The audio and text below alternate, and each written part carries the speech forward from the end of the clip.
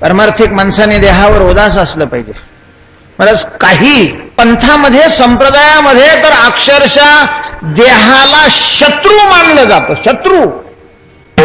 तुम्हाला आश्चर्य वाटेल, या जैन धर्मामध्ये वगैरे त्यांची ती दीक्षा घेत असताना केस भादरीत नाही, उपटतात. महाराज वारकरी चप्प्याकरी न गेले, आता उपटायचे कवा. वारकरी संप्रदायामध्ये तेवढं नसलं तरी शेवट फार देहाचा लाड करावा हेही वारकरी संप्रदायाला मान्य नाहीये. न द्यावे सुख, त्याग करू नये, त्याला दुःख देऊ नये, हे जरी खरं असलं तरी त्याला फार सुख द्यावं हेही संतांना मान्य नाहीये. उदास असला पाहिजे भजन करणारा मनुष्य शरीरावर. भक्त ऐसे जाण जे देही उदास. आमचं असं असतं, भक्त ऐसे जाणा जे भजनी उदास. विठ्ठल.